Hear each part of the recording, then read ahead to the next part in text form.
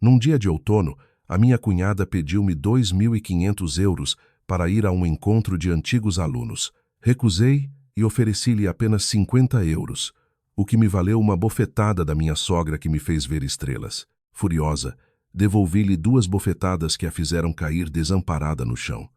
A minha cunhada tentou atacar-me, mas um pontapé meu fê-la cair de rabo no chão.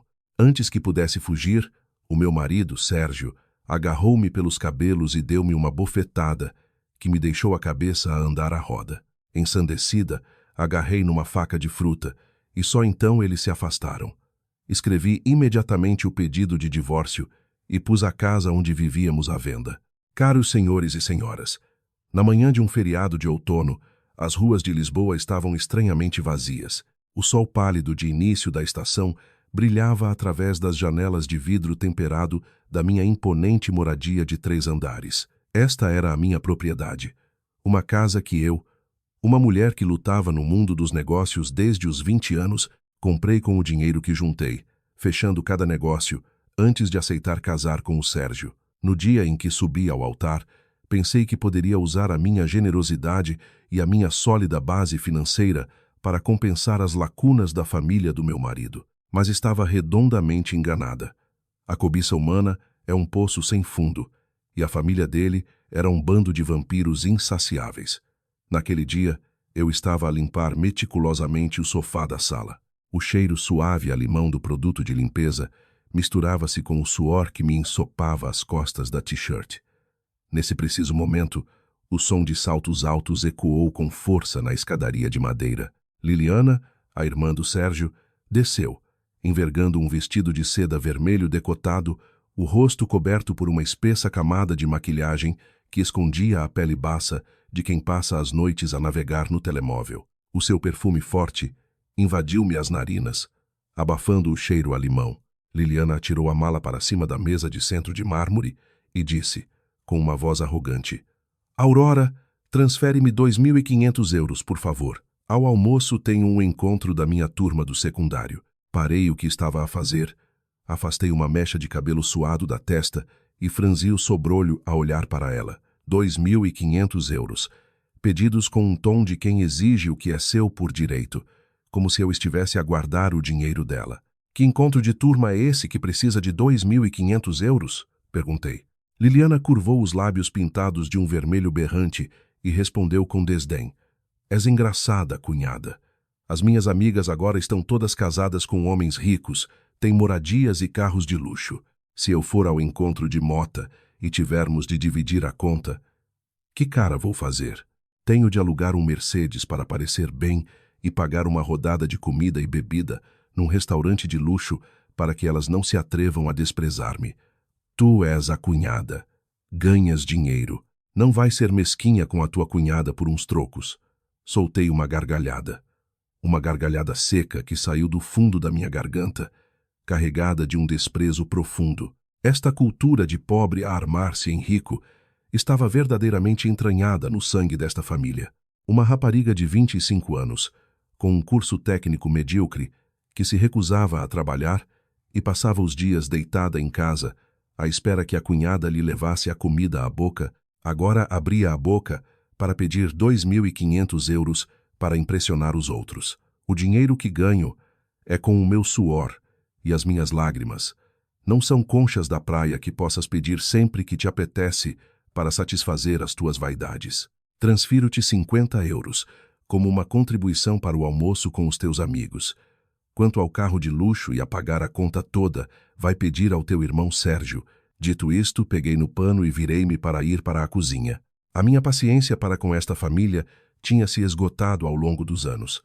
Ao ouvir o valor de 50 euros, o rosto de Liliana mudou de cor. Saltou como se tivesse sido picada por uma víbora. A sua boca vermelha começou a gritar, estridente e irritante. Ah, estás a desprezar-me, não é? Achas que por teres dinheiro podes pisar na minha dignidade? Por 2.500 euros és sovina, mesquinha, malvada como um demônio. Ela não se ficou por aí. Virou a cabeça para o segundo andar e gritou dramaticamente, como se houvesse um funeral em casa. Mãe, mãe, desce aqui para veres a tua nora de ouro, a tua nora de prata. Ela está a humilhar-me, a tratar a nossa família como lixo. Mãe, passos pesados ecoaram do segundo andar. A dona Arminda, a minha sogra, apareceu com uma expressão furiosa, dando início a uma tempestade que ela não sabia que iria varrer toda a sua felicidade. A dona Arminda desceu as escadas, os seus olhos pequenos a fuzilarem-me como navalhas. Tinha mais de 60 anos, uma idade em que se deveria ter juízo e viver com dignidade, mas a sua natureza gananciosa e antiquada, que via a nora como uma máquina de fazer dinheiro e uma empregada não remunerada, estava profundamente enraizada na sua mente. Nos últimos 3 anos, desde que se mudou da sua casa modesta nos subúrbios para viver na minha moradia no centro da cidade, ela arrogou-se o direito de ser a rainha da casa. O que acabaste de dizer à tua cunhada, Aurora?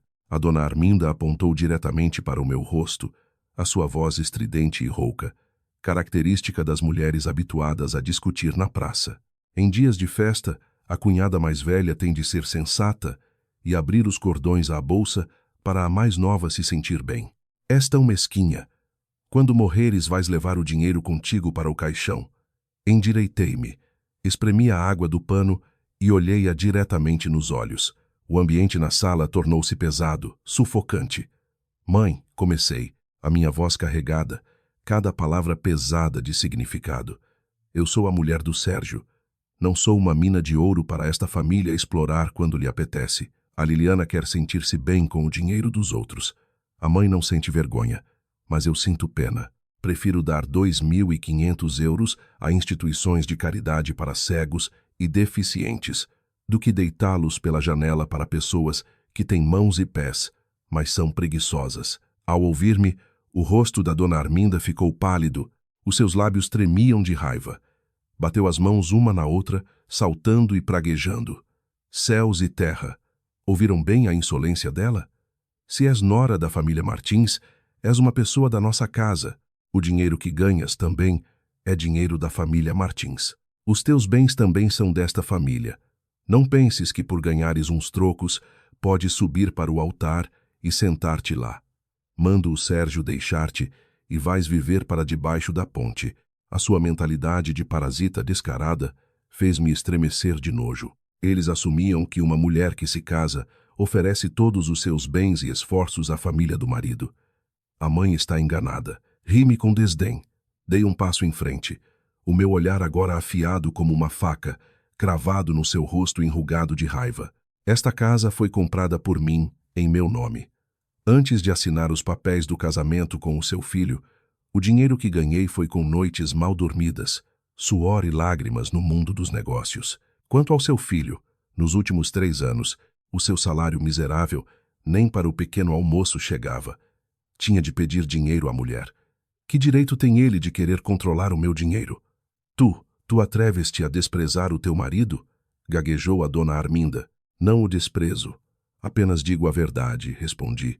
O meu tom cortante, sem uma palavra a mais. A mãe vive na minha casa, usa a eletricidade e a água que eu pago, come a comida que eu compro, dorme no colchão que eu comprei. A mãe e a cunhada deviam saber o vosso lugar e viver com decência. Não me forcem a ser uma pessoa cruel. A minha frase saber o vosso lugar foi como um balde de água a ferver no ego inflado e delirante da minha sogra. Ela gritou e berrou, sua descarada. Eu dei à luz o meu filho, tenho direitos.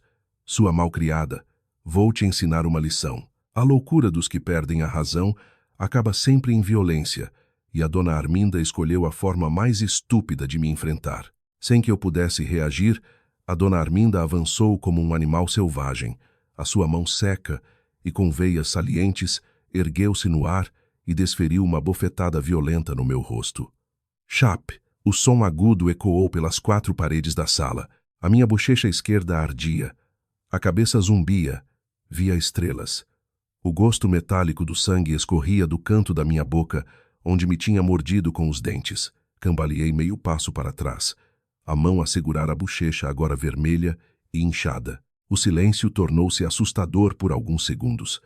Levantei lentamente a cabeça, sem chorar, sem entrar em pânico. O meu olhar frio virou-se para o Sérgio, o meu marido, que estava no patamar da escada desde o início.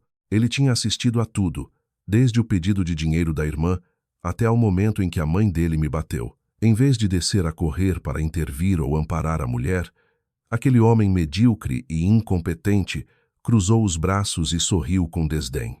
O seu rosto pálido e fraco de quem vive à custa dos outros ergueu-se com arrogância. Foste insolente com a minha mãe. Levaste uma bofetada e bem merecida. Uma mulher que não conhece hierarquias, que se acha no direito de subir para cima da família do marido só porque ganha uns trocos. A mãe bateu-te para te lembrares do teu lugar. As palavras do Sérgio cortaram oficialmente o último fio de tolerância que me restava. O amor de 3 anos de casamento, que o diabo o carregue. A paciência em nome da família, lixo. O meu coração já não sentia dor, mas sim um bloco de gelo, rodeado por uma chama ardente de ódio. Percebi que não vivia com seres humanos, mas que albergava uma matilha de lobos e hienas. Baixei a mão. O meu olhar fixou-se no rosto satisfeito da dona Arminda. Ela pensava que eu iria baixar a cabeça e chorar a pedir perdão, como as outras mulheres submissas das telenovelas. Mas eu sou a Aurora. Uma vez ultrapassados os meus limites, torno-me mais cruel do que qualquer um. Avancei um passo largo, cerrei o punho, concentrando toda a força dos meus meses de frustração. Levantei a mão e devolvi-lhe diretamente no rosto. Bof, bof! 2 bofetadas consecutivas, tão fortes que ecoaram secamente. A força de uma mulher jovem e saudável fez a dona Arminda cambalear. Os seus olhos arregalaram-se em choque e o seu corpo desabou, caindo redonda no chão, batendo com a anca na perna da mesa de pedra. Ai, ai, valha-me Deus! Ela vai me matar! A dona Arminda agarrou no rosto e começou a gritar dramaticamente. A Liliana ficou paralisada por alguns segundos, mas quando viu a mãe no chão, soltou um guincho como um porco a ser abatido. Sua cabra! Atreves-te a bater na minha mãe! Ela abriu os 10 dedos com as unhas pintadas de vermelho e lançou-se furiosamente para me agarrar os cabelos. Mas ela era demasiado lenta e fraca em comparação comigo. Assim que ela se aproximou, dei meio passo para trás para ganhar balanço, levantei a perna e dei-lhe um pontapé certeiro no meio da barriga. O pontapé foi forte e decisivo, fazendo a Liliana recuar, bater com as costas no canto da parede e deslizar para o chão, a gemer e a agarrar-se à barriga. Num piscar de olhos, a situação inverteu-se. A vítima tornou-se a agressora. Mas o incidente não terminou aí. Vendo a mãe no chão e a irmã a ser pontapeada contra a parede, o Sérgio finalmente acordou do seu torpor. A dignidade de um homem que vivia à sombra da mãe foi seriamente ferida. Ele rugiu de raiva e desceu as escadas a correr. Estás louca! És uma mulher desgraçada. O Sérgio avançou como um animal selvagem, as 2 mãos levantadas, com a intenção de me agarrar pelos cabelos e arrastar-me. Ele levantou a mão e deu-me 2 bofetadas consecutivas no rosto. As minhas bochechas ardiam, uma dor que me trespassava os ossos. Ele era mais forte do que eu. A força de um homem encurralado revela a mais cobarde das violências. Mas o Sérgio subestimou-me. Eu não sou o tipo de mulher fraca que se encolhe e aguenta. Num momento de vida ou morte, entre a dor aguda e o cheiro a sangue fresco na boca, o instinto de sobrevivência e a fúria extrema fizeram-me agir com a mais fria das lógicas. Na mesa de centro de pedra, ao lado de um prato de fruta, estava uma faca de descascar maçãs, com uma ponta afiada. Estiquei-me e agarrei no cabo da faca. A sensação fria do metal na minha mão tornou-me estranhamente lúcida. Recuei um passo, apontando a ponta afiada da faca diretamente para o rosto do Sérgio. A ponta da faca estava a apenas 10 centímetros dos seus olhos. Anda lá, seu cobarde! Sibilei entre dentes. Os meus olhos estavam vermelhos, a transbordar de fúria. Não era um olhar de ameaça. Era o olhar de quem está disposto a atravessar qualquer coisa que se meta no seu caminho. Olhei de relance para a dona Arminda, que se levantava com dificuldade, e depois deslizei o olhar para a Liliana, que ainda se agarrava à barriga. Quem der mais um passo, eu mato. Eu tenho dinheiro. Se for presa, contrato advogados para me safar, mas a vossa vida de cão, ninguém vos paga. A minha voz soou firme e fria, cortando a atmosfera sufocante. A minha loucura e o meu desdém pela vida assustaram toda a família do meu marido. O Sérgio, um homem que só era bom a intimidar mulheres fracas, ficou sem uma gota de sangue no rosto. Ele parou. As mãos que estavam levantadas no ar baixaram lentamente e recuou com uma cobardia extrema. Engoliu em seco, os olhos fixos na ponta afiada da faca. Ao verem isto, a dona Arminda e a Liliana perderam a coragem. Perceberam que hoje tinham se metido com a pessoa errada e não se atreveram a avançar para me atacar. A sua natureza de rúfias de mercado mudou instantaneamente para o modo de vitimização. A dona Arminda sentou-se no chão, as mãos a baterem com força no chão de azulejo, começando a sua canção de lágrimas de crocodilo. Valha-me Deus! Vizinhos, acudam-me! A minha nora está com uma faca para matar a sogra, para matar o marido. Assassina! Malvada! Que um raio te parta, rapariga! A Liliana juntou-se ao coro, chorando e contorcendo-se no canto. Olhando para aquelas 3 pessoas desprezíveis, um homem cobarde a recuar a tremer, 2 mulheres descaradas a rolar no chão e a chorar para se fazerem de vítimas, senti apenas uma náusea profunda. Não havia mais nada a dizer-lhes. O jogo da família terminava aqui. Ignorando os gritos e os choros falsos e dramáticos que enchiam o rés do chão, recuei lentamente em direção às escadas, os olhos ainda vigilantes, sem os perder de vista. Subi rapidamente as escadas, fui diretamente para o quarto e tranquei a porta. O clique da fechadura ecoou, engolindo todo o barulho sujo lá de fora. Entrei na casa de banho, lavei o rosto com água fria para me recompor. Olhando para o meu rosto inchado e vermelho, o canto da boca a sangrar no espelho, prometi a mim mesma: esta é a última vez que deixas que eles te toquem, Aurora. Tirei uma mala de viagem grande de debaixo da cama. As minhas ações eram extremamente decisivas, frias, sem uma única lágrima. Tinha apenas um objetivo: proteger os meus bens e a minha liberdade. Abri o cofre. As coisas mais importantes foram as primeiras: documentos de identificação, passaporte, todas as joias de ouro, prata e diamantes que comprei para mim. E o mais importante de tudo, a escritura desta casa. A escritura em nome único de Aurora Mendes, a prova da minha propriedade adquirida antes do casamento. Olhando para a escritura na minha mão, soltei um sorriso de escárnio. Que os parasitas continuassem a sonhar. A lei iria esbofeteá-los na cara. Depois de guardar os objetos de valor e algumas roupas essenciais na mala, sentei-me à secretária. Peguei numa folha A4 e comecei a escrever rapidamente. Sem rodeios, o título em letras maiúsculas e claras: Pedido de divórcio. Motivo: violência doméstica, conflitos familiares irreconciliáveis. Assinei, com a data bem visível. Limpo e arrumado. Arrastei a mala, abri a porta do quarto e desci as escadas. Na sala, a mãe e os filhos ainda se arrastavam pelo chão. Ao ver-me descer com a mala, a dona Arminda pensou que eu estava a fugir com medo e começou a gritar: Ah, bateste nas pessoas e agora queres fugir? Sérgio, chama a polícia para aprender. O Sérgio ficou ali, dividido entre o desejo de me impedir por uma questão de orgulho e o medo da faca que eu poderia ter, e limitou-se a ameaçar: se saíres desta casa, nunca mais voltes a implorar-me. Parei mesmo à frente do Sérgio. A mão que segurava o pedido de divórcio levantou-se. Atirei-lhe o papel branco diretamente à cara. O papel caiu-lhe no peito e depois no chão. Apanha isso e lê, disse friamente, a minha voz como aço frio. Podem ficar aí a gritar. Vemo-nos no tribunal. Sem sequer olhar para os seus rostos chocados por mais um segundo, arrastei a mala e saí pela porta. O som das rodas da mala no chão era nítido. Entrei no meu Honda CR-V e liguei o motor. Pelo espelho retrovisor vi o Sérgio a correr até a porta, o rosto pálido, a segurar o pedido de divórcio. Pisei no acelerador, o carro arrancou, deixando para trás a casa impregnada do cheiro imundo dos parasitas. Conduzi diretamente para um hotel de 4 estrelas no centro da cidade e reservei a suíte mais luxuosa. Assim que pousei a mala, a primeira coisa que fiz não foi descansar, mas pegar no telemóvel.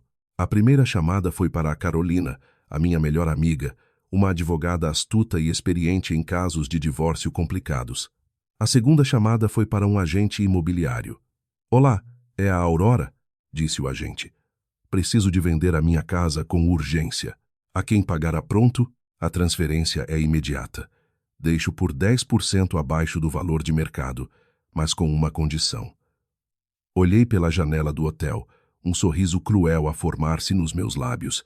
O comprador terá de tratar de despejar o lixo que está lá dentro. Na tarde daquele dia, a minha rede de limpeza foi oficialmente lançada. Na manhã seguinte, o sol de outono em Lisboa continuava radiante, brilhando através das copas das árvores antigas na rua movimentada. Eu estava sentada de pernas cruzadas numa poltrona de veludo macio na suíte do hotel, com uma chávena de café expresso quente na mão. Dei um pequeno gole, amargo no início, mas com um travo doce no final, exatamente como a sensação de liberdade que acabara de reconquistar. Pousei a chávena na mesa de vidro e peguei calmamente no meu iPad, abrindo a aplicação das câmaras de segurança instaladas em todos os cantos da minha casa. Era um hábito que eu tinha desde que comprei a casa para me precaver contra ladrões. Mas nunca imaginei que os ladrões seriam aqueles que estavam agora sentados confortavelmente na minha sala de estar. Através do ecrã de alta definição, todos os sons e imagens da família Martins apareciam com uma clareza cristalina. A cena, se fosse antes, ter-me-ia feito ferver o sangue. Mas agora, eu achava aquilo tão ridículo como assistir a uma comédia de baixo nível protagonizada por iludidos. Os três estavam reunidos à volta da mesa de jantar. Na mesa de carvalho maciço que eu mandara vir do estrangeiro, eles tinham espalhado tigelas, pauzinhos, caixas de esferovite com restos de comida gordurosa. O cheiro nauseabundo da comida misturado com a gordura subia até mim através da minha imaginação, manchando todo o espaço elegante da casa. O Sérgio estava de pernas cruzadas, com um cigarro na mão, a soltar baforadas de fumo branco em plena sala com ar-condicionado. O rosto do meu inútil marido não mostrava qualquer sinal de remorso ou preocupação após o pedido de divórcio da noite anterior.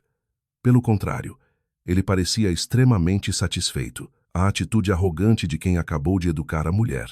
A Liliana, a sua irmãzinha querida, estava de cabeça enfiada na tigela de comida a comer ruidosamente. Depois levantou a cabeça, com a boca a brilhar de gordura, e disse com a sua voz estridente: "Maninho, vê lá isso." Depois, chama um serralheiro para mudar a fechadura da porta. Ela está a fazer-se de difícil. Mas quantos dias aguenta num hotel? É forreta com cada cêntimo. Se calhar logo à noite já está aqui de joelhos a pedir desculpa à mãe para poder entrar.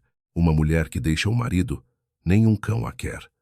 A dona Arminda, sentada ao lado, a mastigar ruidosamente um pedaço de carne, concordou com a filha. Os seus olhos brilhavam com uma maldade e uma ganância indisfarçáveis. A Liliana tem razão. Muda a fechadura.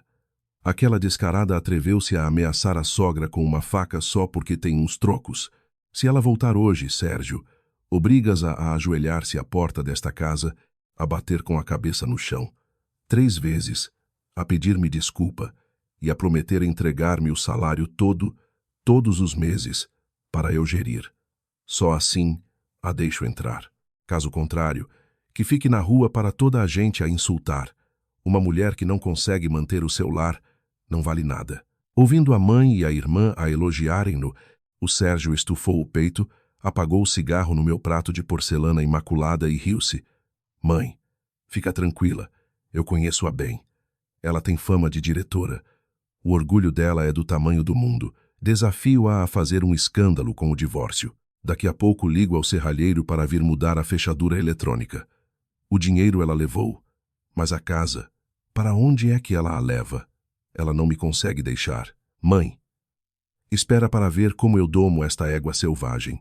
Vendo aqueles 3 rostos triunfantes no ecrã da câmara, ouvindo as suas palavras ignorantes e delirantes, comecei a rir-me em voz alta. O meu riso cristalino ecoou pela suíte silenciosa do hotel. Era espantoso o poder da estupidez. Eles viveram na minha casa durante 3 anos, a comer do bom e do melhor, a tal ponto que os seus cérebros ficaram envoltos em gordura e se esqueceram de quem era o nome na escritura da propriedade. Eles agarravam-se à mentalidade feudal e retrógrada de que uma mulher que se casa entrega naturalmente toda a sua fortuna à família do marido, de que um homem, por mais incompetente que seja, tem o direito de decidir o destino da sua mulher. Eles calcularam tudo: mudar a fechadura, forçar-me a ajoelhar, confiscar o meu salário. Mas esqueceram-se de um pormenor. Eu não sou o tipo de mulher fraca e submissa que se deixa manipular. Eles estavam a fantasiar com um enredo de telenovela onde a nora sofredora se submete, mas esqueceram-se de que eu sou uma empresária que luta desde os 20 anos, disposta a remover cruelmente os tumores malignos da minha vida. Desliguei o iPad, atirei-o para o sofá e sorri friamente. Mudar a fechadura? À vontade. De qualquer forma, hoje já não terão porta para trancar. Levantei-me e fui direta para a casa de banho. Debaixo do duche quente, lavei os últimos vestígios de um casamento barato. Ao sair, escolhi um fato de senhora feito à medida, preto, uma camisa de seda branca impecável e uns sapatos de salto alto Christian Louboutin, com saltos tão afiados como uma arma. Prendi o cabelo num coque elegante, apliquei um batom vermelho escuro e frio. Hoje não ia pedir desculpa, ia ditar a sentença. Às 8h30 da manhã, o meu telemóvel tocou. Era a Carolina, a minha melhor amiga e advogada. A sua voz, nítida e decidida, soou pelo altifalante. Aurora, eu e o agente imobiliário estamos à tua espera no lobby do hotel. Já preparei todos os documentos e o auto de constatação. Estás pronta? Sorri, peguei na minha mala Hermès, com a escritura da casa lá dentro, e respondi sucintamente. Estou a descer. Vamos limpar o lixo. Esta guerra nunca foi uma discussão de família. Foi uma purga cuidadosamente orquestrada pela lei e pela razão. O jogo de ilusões dos parasitas terminava oficialmente aqui. O relógio no painel do meu carro marcava exatamente 9h da manhã. O carro parou em frente à casa, a imponente moradia de 3 andares, pintada de um branco imaculado, situada no meio de uma zona residencial movimentada, avaliada em mais de 1 milhão de euros. A descer do carro comigo estava a Carolina, a advogada com um rosto frio como o gelo, a segurar uma pasta de cabedal preta cheia de armas legais. E o Nuno, um jovem agente imobiliário de fato cinzento, com um olhar perspicaz a avaliar os arredores. Aproximei-me da porta e coloquei o dedo no leitor de impressões digitais. Um som de bip-bip indicou um erro. A luz vermelha piscou. Com certeza, os parasitas cumpriram a sua palavra. Já tinham chamado um técnico para mudar o código da fechadura e até se deram ao trabalho de instalar um cadeado ferrugento no portão de ferro, algo que compraram à pressa numa loja de conveniência por uns míseros euros. Olhando para o cadeado ridículo pendurado no portão caro, a Carolina sorriu com desdém. Estes ignorantes até que são rápidos a agir. Vais chamar um serralheiro para arrombar a fechadura? Não é preciso, respondi com indiferença. A porta lateral que dá para a garagem ainda usa o código antigo. Eles nem sabem como mudar o código da porta de enrolar. Conduzi a Carolina e o Nuno por um beco estreito atrás da casa e inseri o código para abrir a porta da garagem. Entramos os três calmamente pela porta dos fundos, atravessamos a espaçosa cozinha e dirigimos-nos para a sala de estar na frente da casa. Nesse momento, na sala, a família Martins estava esparramada no sofá a ver televisão, a petiscar sementes de girassol, com as cascas a caírem no meu caro tapete de lã turco. A gargalhada do Sérgio misturava-se com os comentários estridentes da dona Arminda sobre uma novela na televisão, ecoando por toda a casa. A atmosfera era de quem tinha acabado de conquistar uma fortaleza. Toque! O som dos meus saltos a baterem com força no chão. As três cabeças viraram-se simultaneamente. Os sorrisos nos seus rostos desapareceram num instante, dando lugar à surpresa, ao espanto e depois a uma profunda perplexidade. A Liliana deixou cair o punhado de sementes que tinha na mão, os olhos arregalados a olharem para mim da cabeça aos pés. O Sérgio, que estava deitado com os pés na mesa, levantou-se de um salto, ajeitando apressadamente o cabelo despenteado. A dona Arminda ficou de boca aberta, sem entender como eu tinha aparecido dentro de casa quando o cadeado do portão ainda estava trancado. Vendo que eu não estava sozinha, mas acompanhada por 2 estranhos de fato e gravata, o instinto de parasita do Sérgio fê-lo sentir-se ameaçado. Ele levantou-se de um salto e gritou, para manter a sua dignidade de chefe de família: "Como é que entraste aqui? Quem te deu permissão para trazeres estranhos para a minha casa? Saiam já daqui. A dona Arminda, já recuperada do choque, deixou a sua natureza argumentativa vir ao de cima. Pôs as mãos nas ancas e aproximou-se a insultar. Ah, sua descarada! A porta está trancada, e mesmo assim conseguiste entrar. Eu já te tinha dito, sair é fácil, mas para voltares tens de te ajoelhar e pedir-me desculpa. Para que é que trouxeste estes dois Zés ninguém? Para nos ameaçar? Sérgio, põe-nos na rua. Nem sequer pestanejei. Avancei e parei no meio da sala. A minha postura fria e calma criou uma pressão invisível que impediu o Sérgio de se aproximar para expulsar as pessoas. Abri a minha mala. Tirei um documento cor-de-rosa, cuidadosamente plastificado, o documento mais poderoso que qualquer um cobiçaria. Levantei a escritura da casa, bem alto, à frente dos três, e disse com uma voz clara, cortante, cada palavra a ecoar no silêncio. Abram bem os olhos e vejam. Esta é a escritura da casa e dos bens nela contidos. Em nome único de Aurora Mendes. A propriedade foi adquirida antes do meu casamento com o inútil do vosso filho. Hoje não voltei para pedir desculpa. Voltei para informar. Esta casa está oficialmente à venda. A minha declaração foi como um balde de água a ferver nas caras dos três iludidos. O espaço ficou em silêncio por 3 segundos. A escritura na minha mão era como uma sentença de morte que destruía todos os seus sonhos de realeza. O rosto do Sérgio ficou pálido. Os seus lábios tremiam enquanto repetia. Vender, vender a casa? Estás louca? Esta é a minha casa, a casa da família Martins. Com que direito a vendes? A dona Arminda soltou um grito agudo. Os seus olhos pequenos injectaram-se de sangue. Saltou como um animal selvagem a quem roubaram a presa. Sua desgraçada! Comeste fel de leão. Se te atreves a vender esta casa, onde é que eu e os meus filhos vamos viver? O teu dinheiro também é meu dinheiro. Proíbo-te de a venderes. Desafio-te a vender esta casa. A Liliana juntou-se ao coro, a chorar e a gritar. Não sejas tão má. Vais pôr-nos na rua para morrermos à fome? Isso não vai acontecer. Os gritos e os insultos misturavam-se, criando uma cacofonia caótica e ensurdecedora. Eles não se importavam com a lógica, apenas usavam a lógica torta dos arruaceiros para encobrir a dura verdade de que não tinham qualquer direito aqui.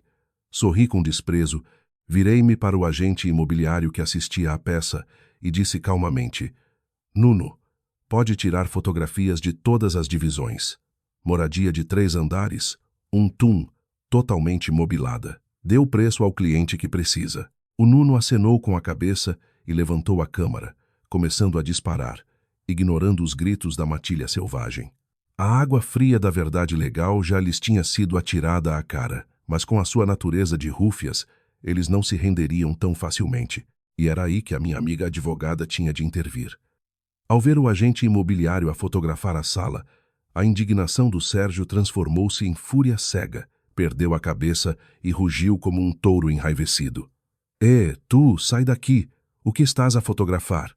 Parto-te a câmara toda! Dito isto, o Sérgio arregaçou as mangas e avançou ameaçadoramente para agarrar o Nuno pelo colarinho, ao mesmo tempo que estendia a outra mão para tentar arrancar-me a escritura da casa. O seu olhar revelava desespero e uma agressividade inata.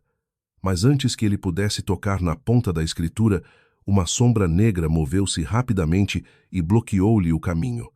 Era a Carolina, a minha astuta advogada, colocou-se à minha frente, com a mão direita a segurar firmemente o telemóvel, no modo de gravação de vídeo, e a mão esquerda levantada de forma decisiva. A sua voz, firme e clara, articulava cada palavra de quem conhece a lei de cor e salteado. Senhor Sérgio, pare imediatamente. Se der mais um passo e tocar na minha cliente, a sua ação constituirá um crime de roubo, previsto no Código Penal. Se usar de força, chamarei imediatamente a polícia para o acusar de crime de ofensa à integridade física, juntamente com as provas de violência doméstica de ontem, para as quais já lavrei um auto de constatação. A moldura penal para si não será inferior a 3 anos de prisão. Quer experimentar? As palavras afiadas como navalhas, carregadas do poder do Estado e da lei, fizeram o Sérgio parar. O seu braço levantado congelou no ar, confrontado com uma advogada fria e profissional e com um telemóvel a gravar todas as suas ações, a sua fachada de chefe de família desmoronou-se instantaneamente. Engoliu em seco, recuou 2 passos, o rosto sem uma gota de sangue. Ele era um cobarde. Só se atrevia a intimidar mulheres submissas. Quando confrontado com mulheres inteligentes que tinham o controle da situação, ele calava-se. Esta é a minha casa. Não a podes vender, gaguejou Sérgio, a voz fraca, agarrando-se a uma última esperança ilusória. A Carolina ajeitou os óculos, com um sorriso do mais puro desprezo.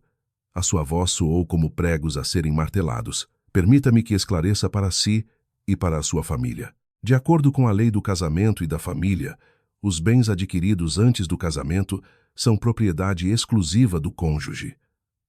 A dona Aurora é a única proprietária legal desta casa. Ela tem plenos poderes para dispor dela, comprar, vender, doar, sem a sua autorização ou de qualquer outra pessoa da sua família. O facto de vocês estarem a viver aqui é apenas por favor da dona Aurora. Agora que ela quer a sua casa de volta, vocês não têm qualquer direito de a impedir. A dona Arminda, que até agora estava a ouvir a advogada, percebeu que não tinha qualquer argumento legal e recorreu à tática dos ignorantes. Atirou seu corpo rotundo para o meio do chão e começou a contorcer-se como uma sanguessuga. As suas mãos batiam com força no chão enquanto gritava os insultos mais vulgares. Valha-me Deus! Os instruídos estão a juntar-se para esmagar uma pobre viúva e os seus filhos. Nora descarada, advogada de meia tigela. A minha casa, onde tenho o altar dos meus antepassados. Desafio-vos a vendê-la. Desafio quem quer que seja a meter aqui os pés para comprar. Vou espalhar porcaria. Vou fazer-lhes a vida no inferno. A minha casa. Vamos ver quem se atreve a expulsar-nos. A Liliana sentou-se ao lado da mãe, a chorar e a gritar. Isso mesmo. Não vamos a lado nenhum. Vamos ver o que nos fazem. A sua desfaçatez e teimosia eram como um monte de lama que tentava manchar a pureza da lei. Eles acreditavam que nesta sociedade bastava fazerem-se de vítimas, deitarem-se no chão para que os compradores se assustassem e desistissem. Pensavam que eu teria de ceder, mas enganaram-se. Para lixo como este, não se usa uma vassoura limpa, mas sim um caminhão do lixo para o remover. Ignorei a matilha selvagem a rolar no chão, passei por cima dos seus corpos como se fossem uma poça de água na rua.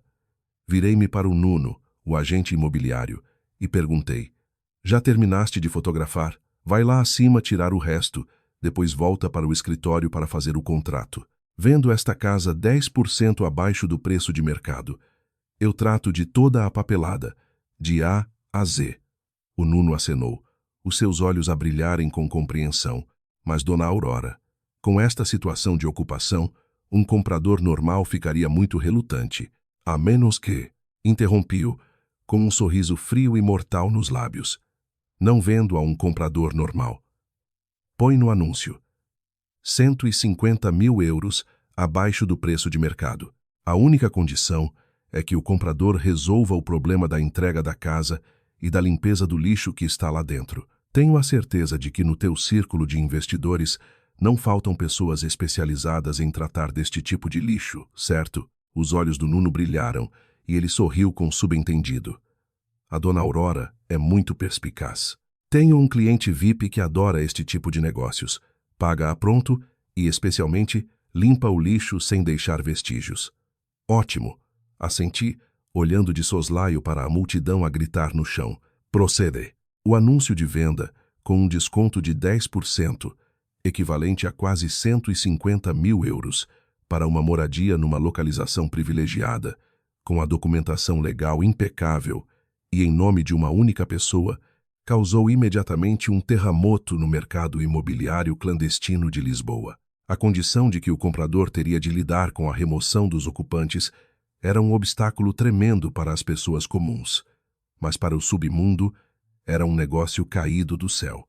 E tal como eu previra, apenas 4 dias depois daquela manhã barulhenta, o Nuno ligou-me, com a voz exultante. Dona Aurora, tenho um comprador firme, 100% a pronto, sem necessidade de empréstimo bancário. Nem precisa de ver a casa por dentro, porque conhece a zona como a palma da sua mão. Ele marcou consigo às 14 de hoje no cartório notarial número 1. Às 14 em ponto, entrei no cartório. Sentado à minha frente, do outro lado da imponente secretária de Mogno, estava o homem que iria, em meu nome, pôr um ponto final na arrogância da família Martins. Chamava-se Mário, mas no submundo e entre os investidores imobiliários era conhecido como Mário o Martelo. O Mário tinha mais de 40 anos, um corpo grande e musculado como um urso, vestindo um polo preto justo que revelava as tatuagens que lhe cobriam o pescoço e os braços.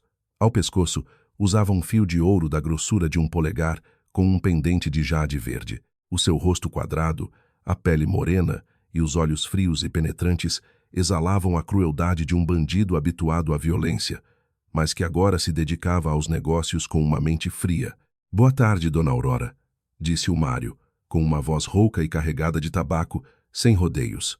O Nuno contou-me a sua história. Admiro muito mulheres de negócios decididas como a senhora. Verifiquei a documentação legal, está tudo limpo. O dinheiro está pronto. Se preferir transferência bancária, está feito. Se preferir dinheiro vivo, também se arranja. Só precisa de assinar a escritura para mim. Quanto ao lixo que está em sua casa, deixe isso comigo. Tenho muita experiência a limpar este tipo de parasitas. Sorri calmamente e empurrei a pasta de documentos na sua direção. Obrigada, Sr. Mário. O valor do contrato está fechado. A questão do despejo fica inteiramente a seu cargo. Não me interessa como o faz, desde que receba a casa no estado em que se encontra. Fique tranquila, eu trabalho com princípios. O lixo tem de ser deitado fora, disse o Mário, com um sorriso que revelou um dente de ouro brilhante. A transação foi relâmpago. Mais de 1 milhão de euros foram transferidos diretamente para a minha conta com um clique. Após a assinatura e o reconhecimento no cartório, a escritura foi oficialmente transferida para o nome do Mário. A partir daquele momento, legalmente, a moradia já não era minha, e a família Martins estava a ocupar ilegalmente a propriedade de um conhecido chefe do crime. Naquela tarde, o céu de Lisboa cobriu-se de nuvens escuras, anunciando uma tempestade. Sentei-me no meu carro, estacionado a alguma distância da minha antiga casa, a filmar com o telemóvel as últimas cenas da peça. Do início da rua, 2 imponentes Ford Ranger pretas avançaram e pararam em frente ao portão. As portas abriram-se e o Mário desceu, seguido por 6 dos seus capangas, com os braços e o pescoço cobertos de tatuagens, cabelo rapado, caras de poucos amigos, cada um com pés de cabra e alicates de corte enormes nas mãos. Eles não precisaram de bater a porta, não precisaram de dizer nada. Um dos capangas avançou e, com o alicate de corte, partiu o cadeado ferrugento que o Sérgio tinha comprado. Clac! O cadeado partiu-se e caiu no chão como um brinquedo. O portão de ferro foi aberto com um pontapé, batendo com um estrondo contra o muro. O Mário, com as mãos nos bolsos e um charuto na boca, liderou calmamente o seu exército de homens tatuados para dentro da sala de estar, onde os 3 parasitas ainda estavam de pernas para o ar a ver televisão, iludidos de que a sua desfaçatez podia desafiar o mundo inteiro. E o verdadeiro pesadelo da família Martins estava prestes a começar. A porta de vidro da sala foi arrombada com um pontapé, batendo com força contra a parede e estilhaçando um pedaço de vidro. O som do vidro a partir-se rasgou a atmosfera de paz artificial no interior. A família Martins, esparramada no sofá, deu um salto. As suas almas voaram para longe quando viram 6 ou 7 homens corpulentos, com os rostos cheios de cicatrizes e tatuagens, a avançarem com pés de cabra nas mãos. O rosto do Sérgio ficou branco como papel. Ele gaguejou, recuando em direção à parede. Quem? Quem são vocês? Quem vos deu permissão para entrarem na minha casa? Chamo a polícia agora mesmo. O Mário soprou uma nuvem espessa de fumo de charuto na cara do Sérgio. Calmamente, tirou do bolso do casaco a escritura da casa, acabada de ser registrada, e atirou-a para cima da mesa de centro de pedra. Chama a polícia, chama depressa. Seu farrapo, disse o Mário, com uma voz rouca e ameaçadora. A tua casa? Abre bem os teus olhos de cão e vê. Acabei de comprar esta casa. A escritura está em meu nome. Agora, Eu sou o dono desta casa, e vocês estão a invadir ilegalmente a minha propriedade. Vão sair a bem, ou querem que vos parta as pernas e vos atire para a rua?" A dona Arminda, já recuperada, deixou a sua natureza gananciosa e a sua tática de vitimização virem ao de cima, esquecendo-se com quem estava a lidar. Pensou que era mais um teatro, como da vez em que a advogada veio. Lançou-se para o meio da sala, sentou-se no chão e começou a sua canção de choro habitual, a bater com as mãos nas coxas. "Valha-me Deus! Ladrões! Ladrões em pleno dia! A minha casa, estou a viver aqui. Quem se atreve a expulsar-me? Querem matar-me e roubar-me. Matem-me aqui mesmo. Matem esta velha." O Mário olhou para a mulher a contorcer-se no chão com um olhar frio e de desprezo absoluto. Os bandidos do imobiliário, como o Mário, já tinham lidado com centenas de casos destes e nunca conheceram a palavra ceder. O Mário acenou discretamente com a cabeça para os seus homens. "Limpeza", disse. 2 palavras curtas e frias. Imediatamente 3 dos capangas tatuados avançaram. Eles não tinham piedade, não tinham moralidade falsa. Um agarrou no colarinho do Sérgio e arrastou-o pelo chão como se fosse um cão doente. O Sérgio tentou debater-se, gritando: "Larguem-me, bandidos, socorro!" Mas um soco pesado no estômago fê-lo dobrar-se, sem conseguir emitir mais nenhum som, e foi arrastado para fora e atirado com força para o passeio. Outros 2 avançaram para a dona Arminda e a Liliana.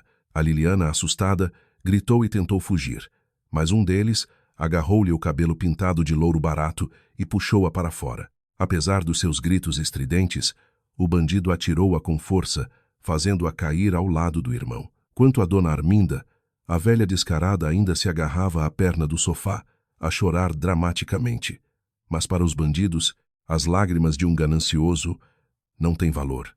2 capangas corpulentos agarraram-lhe os braços e levantaram o seu corpo rotundo no ar, sem qualquer delicadeza. Levaram-na para fora do portão e atiraram-na para o passeio duro. Ela caiu de rabo no chão, a gemer de dor.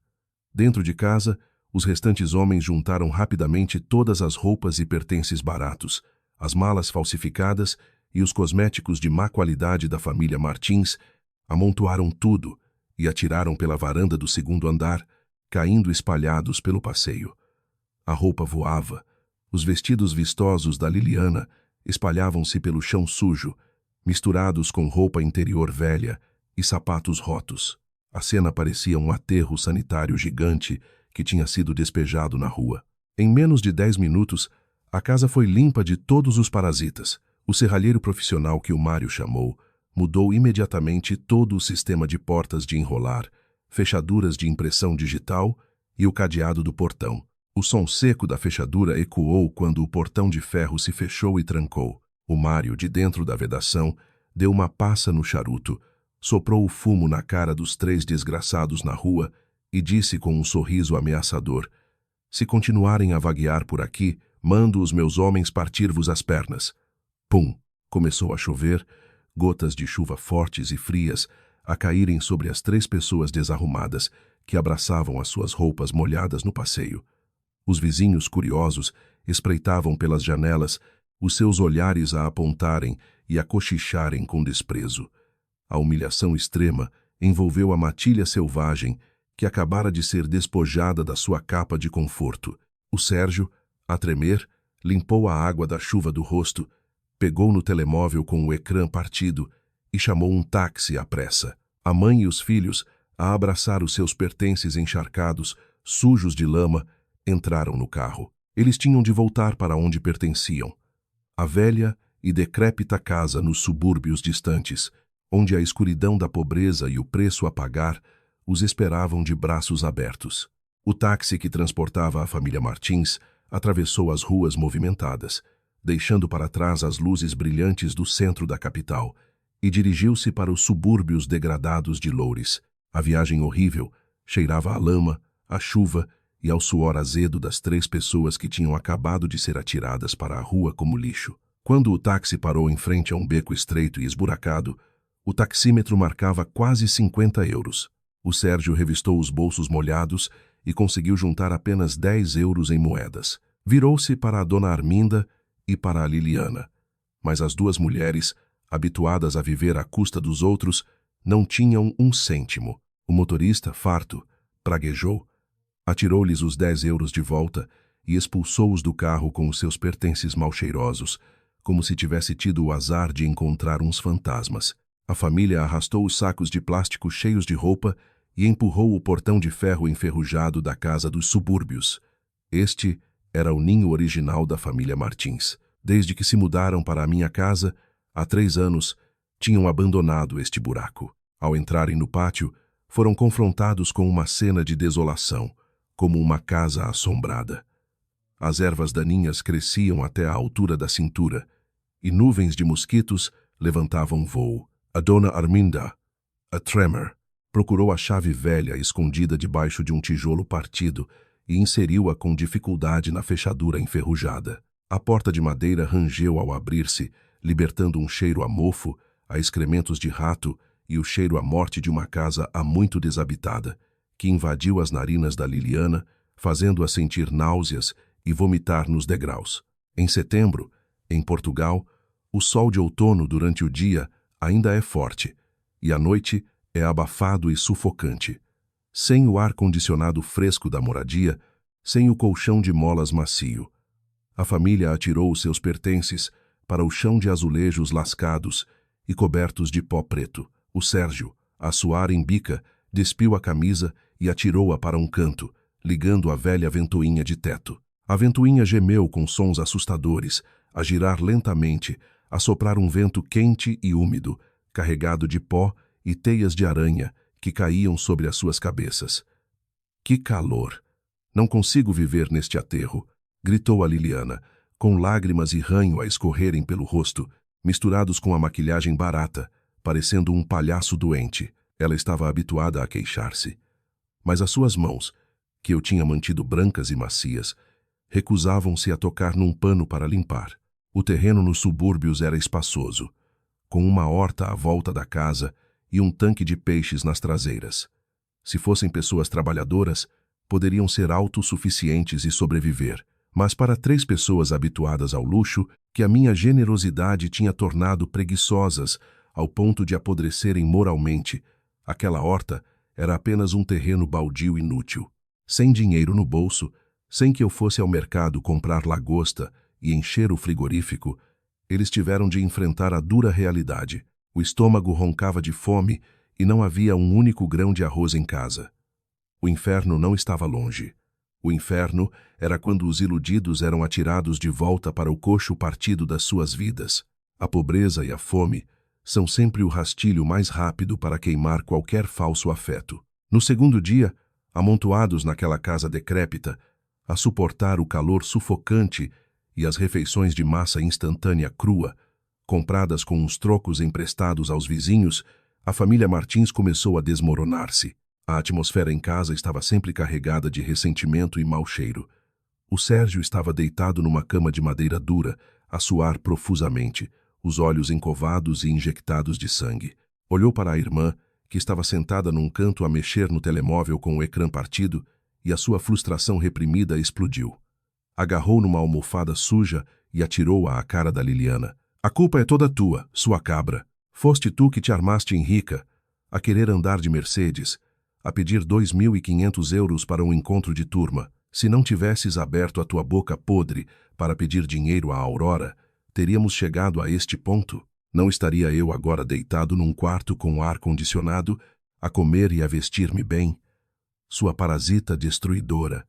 O Sérgio gritou, descarregando todo o seu ódio na irmãzinha querida que ele costumava defender. A Liliana, atingida pela almofada, deixou a sua natureza argumentativa vir ao de cima. Atirou o telemóvel para a cama, saltou e apontou o dedo à cara do irmão, a gritar com a sua voz estridente.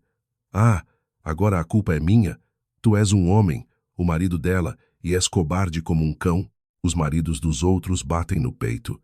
E as mulheres obedecem, mas tu vives à sombra dela, deixas que ela te manipule, e depois ela põe-te na rua como um cão. Inútil. Se a tivesses espancado, ela teria tido a desculpa para pedir o divórcio e trazer os bandidos para nos expulsar. Seu incompetente, que mija na cama e culpa o membro. Sua, Sua, descarada, atreves-te a falar-me assim? O Sérgio, furioso, saltou da cama e deu uma bofetada na cara da Liliana, que a fez ver estrelas. A Liliana não se ficou. Lançou-se a ele, a arranhar e a gritar loucamente. Bates-me. Mato-te. Pensas que és o rei desta casa? Não passas de um homem que vivia à custa da mulher e foi abandonado por ela. Os dois irmãos, que ainda no dia anterior estavam do mesmo lado a intimidar-me, agora lutavam como dois cães vadios por um osso podre, arranhavam-se e insultavam-se, com as palavras mais vulgares e grosseiras. A dona Arminda, vinda da cozinha, viu os seus filhos de ouro a lutarem no meio da casa e ficou louca. Tentou separá-los, mas a sua força fraca foi repelida pelo Sérgio, que a atirou contra a parede. Ela sentou-se no chão, a arrancar os cabelos, a chorar e a gritar aos céus. Valha-me Deus! O meu karma! Céus, porque me castigam assim na velhice? Parem já com isso.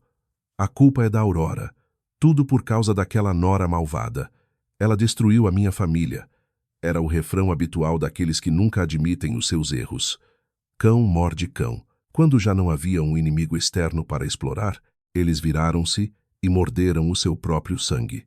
Naquele buraco úmido e escuro, não havia amor maternal. Não havia amor fraterno. Apenas ressentimento, culpa e insultos que ecoavam dia após dia. Eles tinham construído o seu próprio inferno com os tijolos da ganância e da desfaçatez. Enquanto a família Martins se afundava na lama da pobreza e do ressentimento, no outro extremo, eu desfrutava da liberdade absoluta de uma rainha que acabara de reconquistar o seu reino.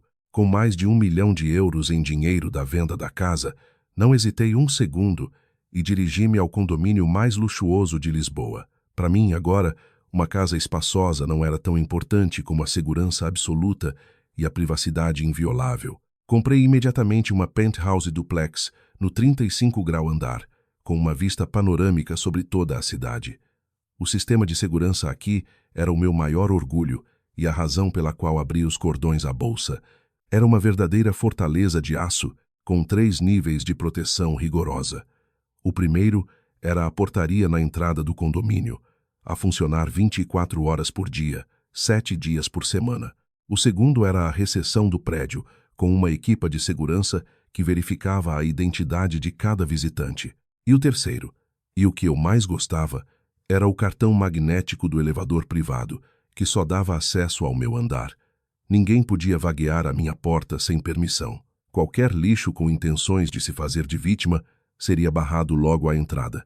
Em poucos dias, mudei-me para o meu novo ninho. O apartamento exalava luxo e sofisticação em cada detalhe. Comprei móveis novos, desde o sofá de couro italiano até a cama king size com lençóis de seda. O cheiro suave do meu perfume Le Labo pairava em todos os cantos, substituindo completamente o cheiro a suor azedo e a tabaco barato que os parasitas tinham espalhado na minha vida. Comecei a mimar-me loucamente. Todas as tardes, depois de tratar do trabalho na empresa, em vez de correr para o mercado e depois para a cozinha para servir uma matilha de parasitas de boca aberta, eu conduzia o meu CRV para os melhores spas. Deitava-me numa marquesa macia e deixava que mãos suaves me massajassem com óleo de rosas. Cuidava da minha pele, fazia tratamentos capilares, manicure e comprava vestidos de edição limitada sem me preocupar se a minha cunhada iria fazer um ar de inveja ou se a minha sogra iria insinuar que eu era uma esbanjadora. A vida sem o fardo da família do marido tornou-se subitamente leve e sublime. Sem críticas, sem exigências absurdas, a minha beleza floresceu. A aura de uma mulher livre, financeiramente independente e que não depende de um homem irradiava de mim. Olhei-me ao espelho no closet, apliquei um batom vermelho orgulhoso e sorri para a mulher de 30 anos no auge da sua vida. A série de tragédias tinha ficado para trás. Eu tinha saído da lama e brilhava, pronta para pôr um ponto final legal no que se chamava um casamento terrível. Quando se tem dinheiro e razão, todas as barreiras legais se tornam frágeis. Apresentei um pedido de divórcio unilateral no Tribunal da Comarca. Com o apoio inestimável da Carolina, A minha astuta amiga e advogada de renome, os casos de divórcio unilateral costumam arrastar-se devido a disputas de propriedade, custódia dos filhos ou uma das partes a protelar deliberadamente. Mas o meu caso foi resolvido rapidamente, como uma rajada de vento, reunindo todos os 3 elementos: o momento certo, o lugar certo e as pessoas certas. Primeiro, não tínhamos filhos em comum. Nos 3 anos de vida em comum, sempre tive o cuidado de usar métodos contraceptivos, porque nunca quis que os meus filhos nascessem com o sangue e os genes de um homem cobarde, com a mentalidade de quem vive à sombra da mãe. Essa decisão sábia livrou-me de inúmeros problemas legais. Segundo, não havia bens em comum. Todo o dinheiro que ganhei estava devidamente separado. A casa antiga era um bem anterior ao casamento. O carro também estava em nome da minha empresa, da qual eu era diretora. O Sérgio não tinha qualquer prova ou documento que demonstrasse que ele contribuiu com um único cêntimo para o meu patrimônio. Ele entrou na minha vida de mãos a abanar e agora tinha de sair dela da mesma forma. E terceiro, e mais importante, o golpe de misericórdia que desfez qualquer tentativa de protelação do Sérgio, as provas de violência doméstica. Naquele dia, depois de chegar ao hotel, a primeira coisa que a Carolina fez foi chamar um oficial de justiça para lavrar um auto de constatação. Eles fotografaram com clareza a nódoa negra na minha bochecha, o lábio rasgado a sangrar, e registraram todo o meu depoimento sobre o comportamento agressivo do Sérgio. Esse auto, combinado com o vídeo da câmara da sala de estar que gravou o Sérgio a bater-me e a insultar-me, tornou-se uma arma nuclear em tribunal. Na primeira convocatória, o Sérgio faltou deliberadamente para se esquivar. Na segunda, apareceu com um ar desleixado, a barba por fazer, os olhos cheios de ódio. Perante o juiz, tentou justificar-se. Meritíssimo, foi apenas uma pequena discussão de família. A minha mulher foi insolente com a minha mãe. Por isso dei-lhe uma bofetada para a avisar. Não concordo com o divórcio. Ainda amo a minha mulher. A minha família é muito feliz. Eu, sentada em frente, sorri com desprezo. A Carolina levantou-se calmamente e pousou uma pasta grossa na mesa. Meritíssimo. As provas que apresentamos demonstram claramente um comportamento de violência doméstica grave, que atenta contra a integridade física e a honra da minha cliente. A vida em comum tornou-se um inferno. Pedimos que o tribunal decrete o divórcio unilateral imediatamente, de acordo com a lei. Perante os argumentos afiados e as provas irrefutáveis, a lei não tem espaço para lágrimas de crocodilo ou protelações falsas. A sentença foi proferida de forma justa e equitativa, concedendo-me o divórcio unilateral, sem partilha de bens e sem obrigações conjuntas. Peguei na decisão do tribunal com o selo vermelho, saí do tribunal de cabeça erguida. O Sérgio, nos degraus, seguiu com o olhar às minhas costas a entrarem no meu CRV reluzente. Ele foi oficialmente expulso da posição de marido de uma mulher rica, voltando a ser um homem sem bens, a definhar numa casa decrépita. A porta do carro fechou-se, cortando completamente o último laço entre mim e aquela família desprezível. A decisão do divórcio foi como uma facada no frágil e doentio orgulho do Sérgio, de volta ao seu buraco nos subúrbios, a enfrentar diariamente a sua mãe enlouquecida pela perda dos bens, que resmungava e praguejava sem parar, e a sua irmã que pedia dinheiro constantemente. O Sérgio caiu num estado mental distorcido. Começou a afogar as mágoas no álcool, a mergulhar em bebidas baratas de manhã à noite. A inveja e o ressentimento corroíam cada uma das suas células. Ele não conseguia entender por que eu, uma mulher que ele tinha rejeitado, na sua ilusão, não tinha sucumbido, não estava a sofrer, mas sim a viver uma vida de luxo e esplendor. A sua natureza patriarcal tóxica não lhe permitia aceitar a verdade de que ele era um fracasso total. Ele começou a ter a ideia louca de me seguir. Durante vários dias, o Sérgio pediu emprestada a mota velha de um vizinho, usou um capacete que lhe tapava o rosto e um casaco roto e seguiu-me às escondidas.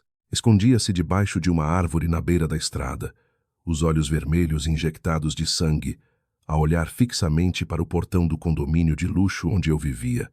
Ele via-me sair de um SUV de luxo, vestindo um casaco de marca que valia vários anos do seu salário, com um ar radiante e orgulhoso, a conversar com grandes parceiros de negócios. Ele via o respeito da equipa de segurança do condomínio ao cumprimentarem-me. Ele ficava debaixo de um sol abrasador, a suar, enquanto eu entrava no lobby fresco e iluminado por lustres de cristal. Esse contraste gritante fez a mente do Sérgio explodir. Na sua loucura de homem falido e sem talento, ele enganou-se a si mesmo com uma lógica completamente distorcida. O dinheiro que eu usava para comprar a minha felicidade deveria ser dele. A casa que vendi, ele deveria ter recebido metade. Ele acreditava que eu tinha usado truques sujos para roubar os bens da sua família e pôr a sua mãe e irmã na rua.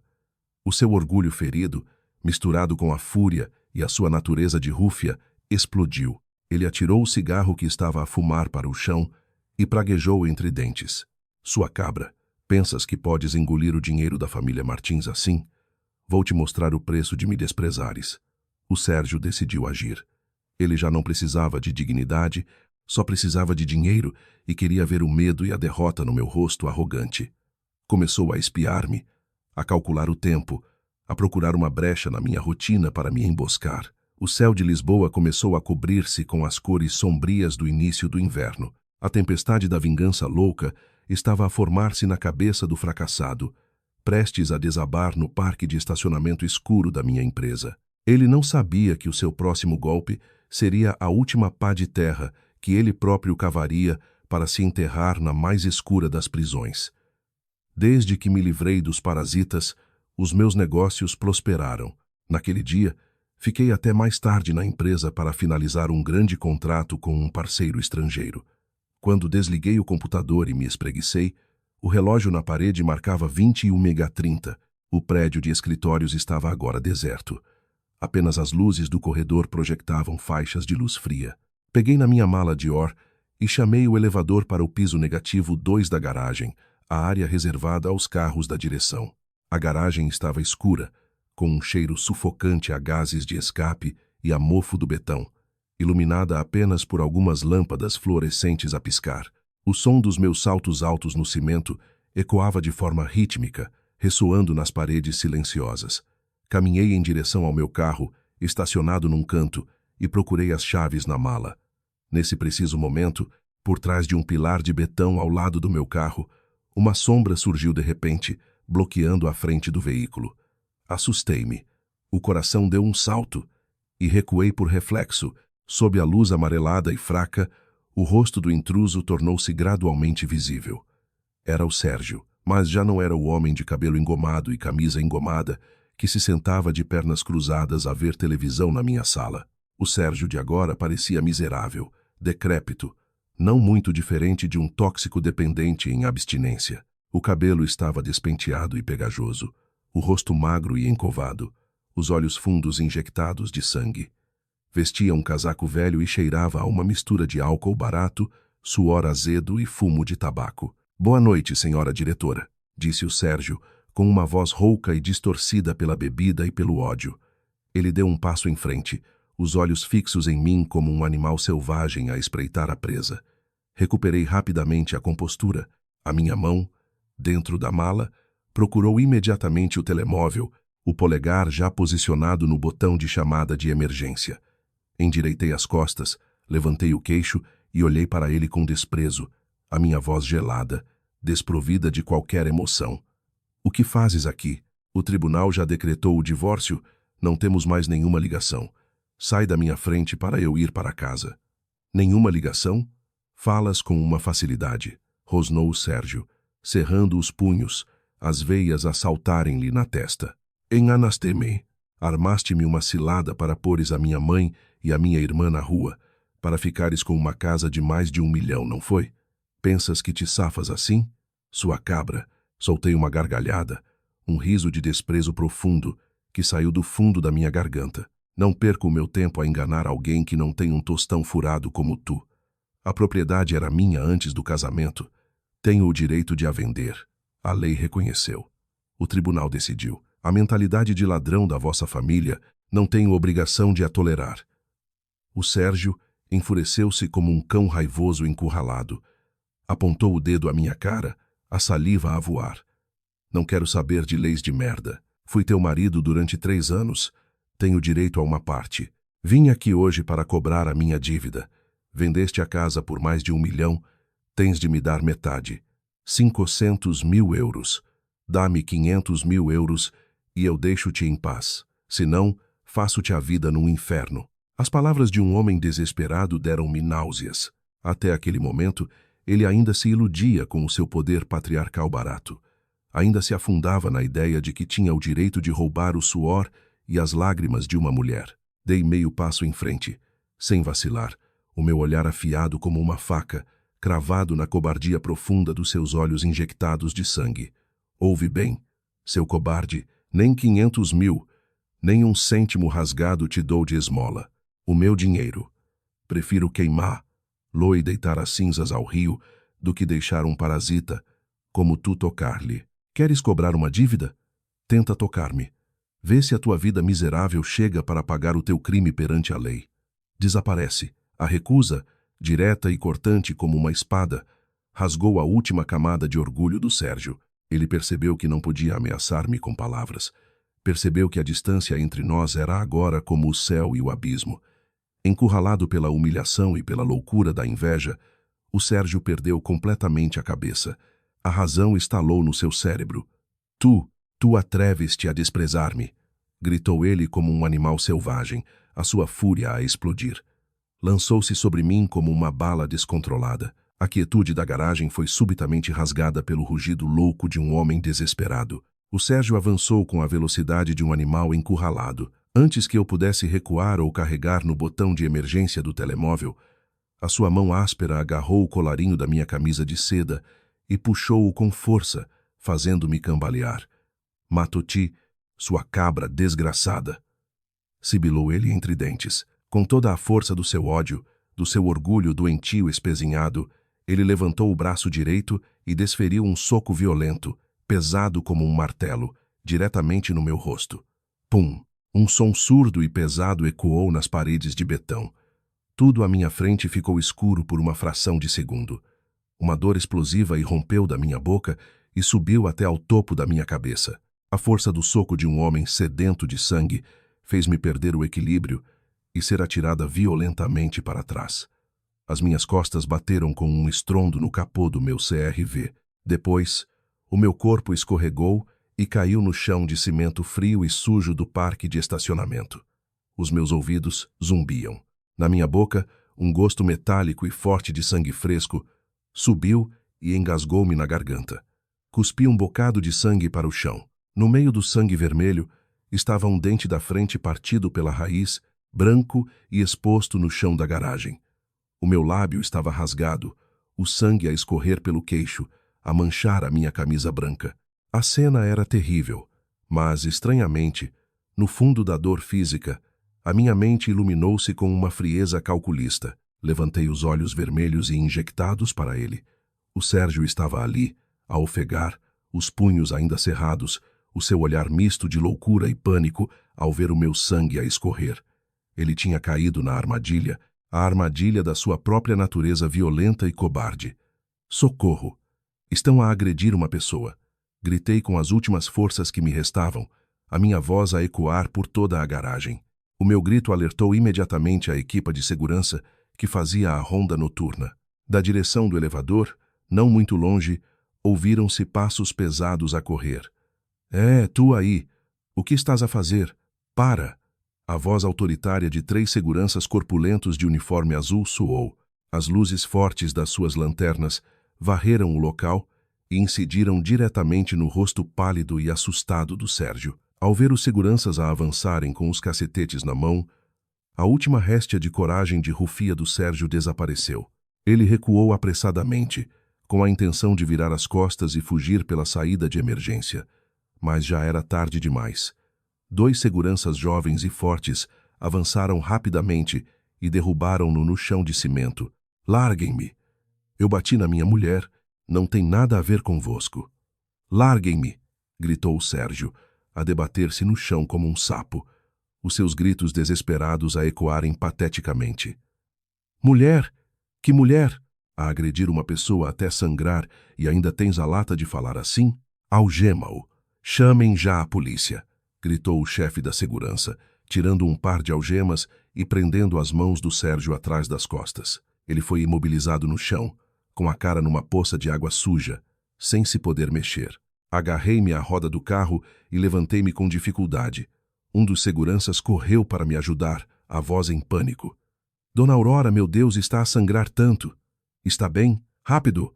Chamem o 115. Agarrei no meu rosto inchado, a dor a latejar até ao cérebro, o sangue ainda a escorrer, mas um sorriso frio e mortal formou-se nos meus lábios. Olhei diretamente para o homem imobilizado no chão.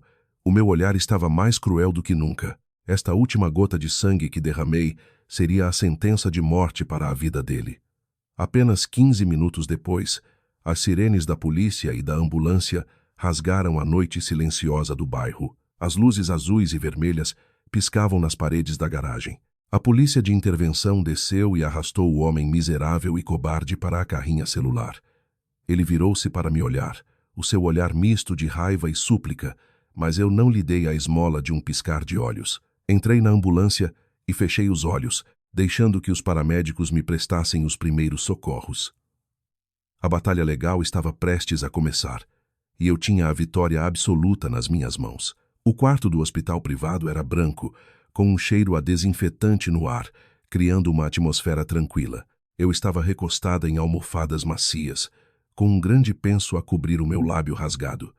A falta de um dente da frente causava uma dor aguda que, de vez em quando, subia até ao cérebro. Mas, em contraste com os danos físicos, a minha mente estava mais fria e calculista do que nunca. A porta do quarto abriu-se. A Carolina, a minha advogada e melhor amiga, entrou. Vestia um fato cinzento, segurava uma pasta grossa de documentos.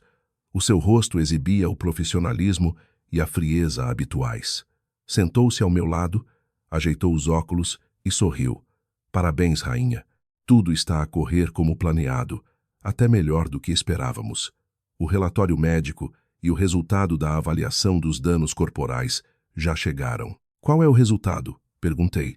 A voz um pouco abafada devido à boca inchada, mas os olhos a brilharem. A Carolina abriu o atestado médico com o selo vermelho e leu cada palavra. Traumatismo craniano ligeiro por impacto. Fratura do osso malar. Fratura de um dente incisivo superior permanente. Laceração do lábio que necessitou de 6 pontos. Percentagem total de incapacidade, 18%. Parabéns. Estes 18% são um bilhete VIP para o teu ex-marido ir diretamente para a prisão. Assenti, uma sensação de satisfação a percorrer-me a espinha. De acordo com a lei, uma percentagem de incapacidade a partir de 11% já é suficiente para constituir um crime. Com 18% e a natureza agressiva e violenta contra uma mulher num local isolado, o Sérgio tinha se colocado na moldura penal do crime de ofensa à integridade física qualificada. A justiça tarda, mas não falha, e a rede legal que eu estava a tecer não tinha uma única brecha para ele escapar. Como está a situação na esquadra? Perguntei calmamente. A Carolina riu-se, um riso cheio de sarcasmo e desprezo. Mostrou-me um vídeo no telemóvel que um conhecido da esquadra lhe tinha enviado. No ecrã, a dona Arminda, com roupas de seda amarrotadas, rolava no chão da esquadra a chorar histericamente. Arrancava os cabelos, sem qualquer vestígio da arrogância da sogra de outrora, juntava as mãos em súplica, a chorar e a gritar. Senhores polícias, por favor, sejam brandos com o meu filho. Foi só uma pequena discussão de casal, não é para tanto. Meu Deus, só tenho um filho para continuar o nome da família. Se o prenderem, como é que esta velha vai viver? Chamem a Aurora. Eu digo-lhe para retirar a queixa. Uma nora que discute com o marido não o mete na prisão. Até aquele momento, ela acreditava cegamente que eu ainda era sua nora e que a violência era apenas uma pequena discussão. A sua mentalidade retrógrada que tolera o mal tinha criado um homem terrível. Ela ajoelhou-se e pediu para falar contigo para tentarem um acordo e retirares a queixa. Prometeu que o Sérgio te pagaria as despesas médicas. Disse que pedia dinheiro emprestado à família para te compensar, disse a Carolina, encolhendo os ombros e desligando o telemóvel. O que pensas fazer? Pousei o copo de água na mesa, o meu olhar afiado como uma navalha. Acordo, diz-lhe para guardar esse dinheiro para comprar comida para o filho na prisão. Não me falta dinheiro, falta-me justiça. Prepara todos os documentos. Não aceito qualquer pedido de desculpa, nenhum acordo, nenhuma compensação para retirar a queixa. Quero que a acusação prossiga até ao fim. Quero que o martelo do juiz esmague a mentalidade machista e desrespeitadora da lei dessa família. A Carolina sorriu com satisfação e fechou a pasta com um som seco e decidido. Entendido, cliente. Com a natureza de rúfia e a crueldade do ataque, garanto que o Sérgio terá umas longas férias atrás das grades. O processo será enviado para o Ministério Público ainda esta tarde. A porta da prisão abriu-se oficialmente para receber o homem iludido, e a punição nunca soube tão bem. 6 meses depois, o julgamento em primeira instância do caso de ofensa à integridade física teve lugar no Tribunal da Comarca. A atmosfera na sala de audiências era solene, fria, carregada do peso da justiça. Eu estava sentada no banco reservado à vítima, vestindo um fato preto discreto, o rosto calmo e frio, o dente da frente perfeitamente reimplantado, sem qualquer vestígio do dano. À minha frente, atrás da barra, estava o Sérgio, o homem que outrora se vangloriava e exigia 500 mil euros. Agora, encolhido no seu uniforme de recluso, as mãos algemadas, a cabeça baixa, sem se atrever a olhar para ninguém. Nos bancos do público, a dona Arminda e a Liliana estavam sentadas juntas. A dona Arminda estava magra e abatida, os olhos vazios, a rezar em silêncio. A Liliana roía as unhas, nervosa, o rosto excessivamente maquilhado, não conseguia esconder o seu desassossego. O representante do Ministério Público leu a acusação, descrevendo o comportamento agressivo, o uso de violência contra uma mulher e a agressão não provocada, que resultou numa incapacidade de 18%. Apesar dos esforços do advogado de defesa do Sérgio para apresentar circunstâncias atenuantes, como bom comportamento anterior e ser o primeiro crime, perante a minha firmeza e a da Carolina em não ceder, todas as desculpas foram em vão. Em nome do coletivo de juízes, eu declaro, disse o juiz, a sua voz solene a ecoar pela sala. O arguido Sérgio Martins é culpado do crime de ofensa à integridade física qualificada. Considerando a natureza agressiva e perigosa do comportamento do arguido para a sociedade e a falta de arrependimento atempado, o tribunal condena o arguido a uma pena de 5 anos de prisão efetiva. O arguido é ainda condenado a pagar uma indemnização de 100 mil euros por danos morais e despesas de saúde à vítima, a senhora Aurora Mendes. Bam! O som do martelo de madeira a bater na mesa ecoou secamente. A sentença estava proferida. Assim que o som cessou, um grito agudo rasgou o silêncio. A dona Arminda caiu no chão, a bater no peito e a gritar loucamente. Meu filho! Meu Deus, 5 anos! A tua vida acabou! Que injustiça! Aurora, mataste o meu filho. Os guardas prisionais avançaram imediatamente para levar o Sérgio. Ele virou-se para olhar para a mãe, as lágrimas a escorrerem-lhe pelo rosto cobarde. O público cochichava e apontava. Levantei-me. Ajeitei o meu fato e saí orgulhosamente do tribunal, sem sequer dirigir um olhar de pena àquela multidão caótica. Depois de o Sérgio ir para a prisão, a família Martins caiu num poço de desespero. A dona Arminda adoeceu, esgotando todos os seus recursos para me pagar os 100 mil euros de indemnização, para evitar que o Sérgio apanhasse mais tempo de pena. O fardo financeiro caiu sobre os ombros da Liliana, mas para uma rapariga que desde cedo sofria da doença da ostentação, preguiçosa, e que adorava exibir-se com bens de luxo sem ter um tostão no bolso, trabalhar numa fábrica ou como empregada de mesa era uma humilhação. Ela queria dinheiro rápido, queria vestir-se bem, e o caminho mais curto para os preguiçosos e sem educação é vender a sua dignidade. A Liliana deitou fora o seu amor próprio e começou a trabalhar como alternadeira num conhecido bar de karaoke de luxo no centro da cidade. Todas as noites, vestia roupas curtas e reveladoras. Aplicava uma camada de maquilhagem barata e usava perfumes fortes para esconder as suas origens humildes. Entrava em salas com luzes a piscar, cheias de fumo de tabaco e cheiro a álcool. Fechava os olhos e deixava que homens bêbados a apalpassem, a assediassem e a humilhassem em troca de notas de gorjeta amarrotadas enfiadas no seu decote. A Liliana afundou-se em noites de bebedeira e vômitos na rua. De uma cunhada arrogante que exigia 2.500 euros para um encontro de turma, ela tornou-se um brinquedo barato nas mãos dos outros. Mas a sua tragédia não terminou aí. A ganância é sempre um demônio que devora a alma humana. O dinheiro das gorjetas deslumbrou a Liliana no início, mas o luxo falso daquele ambiente rapidamente lhe incutiu uma ganância sem fundo. Para ter dinheiro para comprar malas de marca, para ostentar nas redes sociais e esconder a sua verdadeira condição, a Liliana afundou-se ainda mais na escuridão. Os clientes do submundo começaram a aliciar ela lá. Bastava levar uns pacotes de pó branco, umas pastilhas coloridas para os clientes na sala VIP, e a comissão que recebia era equivalente a 1 mês de trabalho a servir bebidas. A sua estupidez e ganância toldaram-lhe a razão. A Liliana aceitou. Tornou-se oficialmente um elo na cadeia de posse e tráfico de droga para os clientes do bar.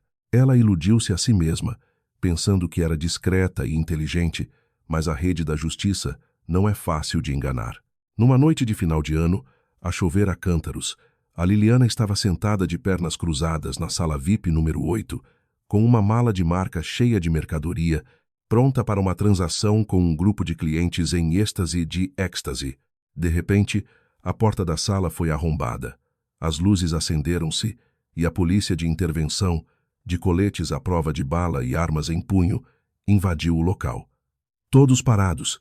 Polícia! Mãos na cabeça! Gritou uma voz autoritária. A Liliana, em pânico, ficou sem uma gota de sangue no rosto. Tentou atirar a mala pela janela, mas um polícia rapidamente a imobilizou e algemou-a. O material foi apreendido no local, uma grande quantidade de drogas sintéticas, suficiente para uma moldura penal particularmente grave. A ignorância paga-se com uma vida inteira. Pelo crime de posse e tráfico de droga, o tribunal condenou a Liliana a 12 anos de prisão.